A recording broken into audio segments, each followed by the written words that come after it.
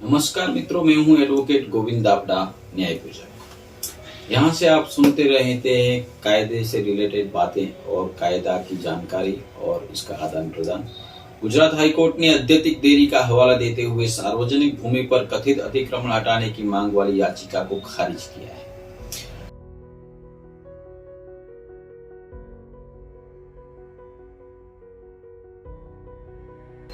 हाल ही में गुजरात हाईकोर्ट ने एक फ्रीलांस रिपोर्टर और आरटीआई कार्यकर्ता द्वारा दायर जनहित याचिका जारी की, जिसमें अदालत से संपर्क करने में अत्यधिक देरी का हवाला देते हुए सार्वजनिक उद्यानों के विकास के लिए आरक्षित भूखंडों पर कथित अतिक्रमण को हटाने की मांग की गई।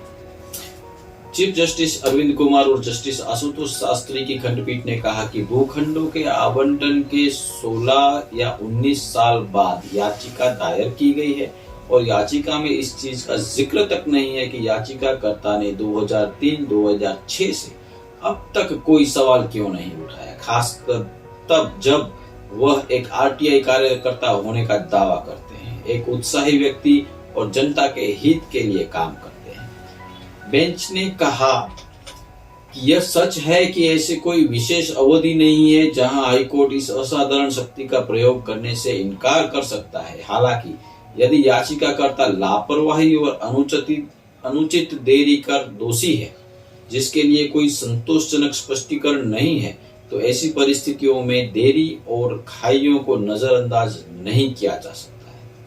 याचिकाकर्ता ने निम्नलिखित राहत की मांग की थी कि अहमदाबाद शहर में सार्वजनिक उद्देश्य के लिए निर्धारित सार्वजनिक भूखंडों की पहचान करने के लिए राज्य के अधिकारियों को निर्देश जारी करें।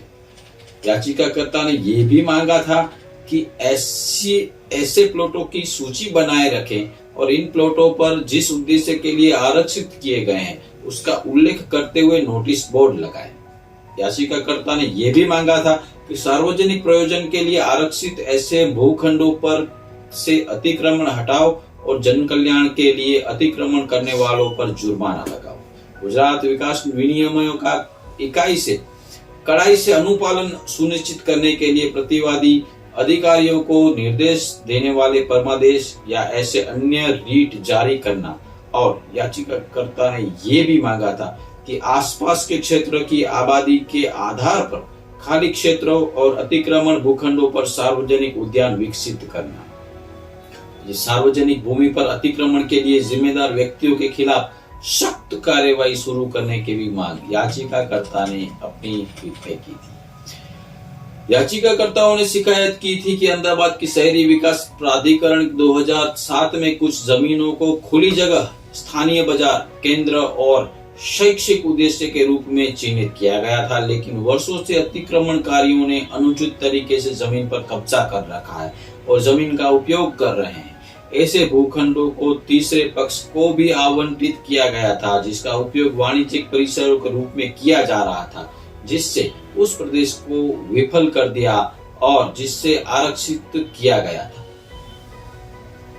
बेंच ने कहा कि याचिकाकर्ता ने अतीत में कई याचिकाएं दायर की थी जो या तो खारिज कर दी गई थी या लंबित थी। बिना किसी स्पष्टीकरण के याचिका दायर करने में अत्यधिक देरी पर जोर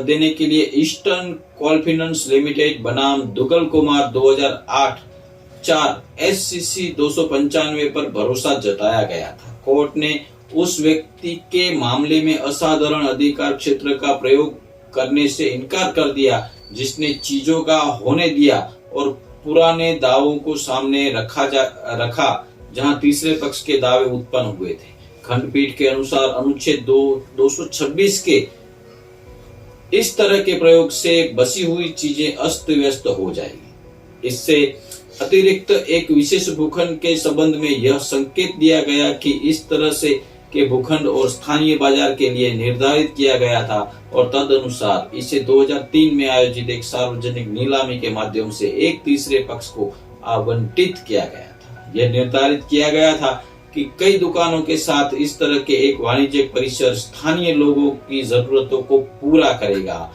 इसलिए यह तर्क नहीं दिया जा सकता कि ऐसी भूमि का उपयोग स्थानीय बाजार के अलावा किसी अन्य उद्देश्य के लिए किया जा रहा है।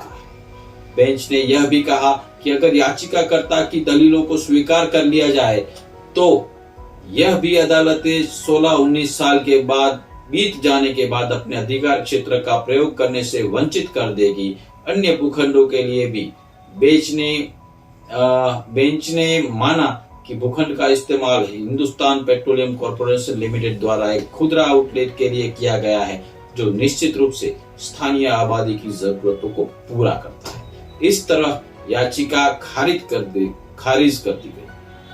इसका केस नंबर था CWPPIL 26/2022। केस का टाइटल है नीलेश भाई नारायण भाई मिस्त्री बनाम गुजरात राज्य। इसका पूरा जजमेंट पढ़ने के लिए आप हमारे डिस्क्रिप्शन बॉक्स से सीधा PDF डाउनलोड करके पढ़ सकते हैं। ऐसे ही कानून विषयक वीडियोस देखने के लिए, सुनने के लिए हमारे इस चैनल से जुड़े रहिए।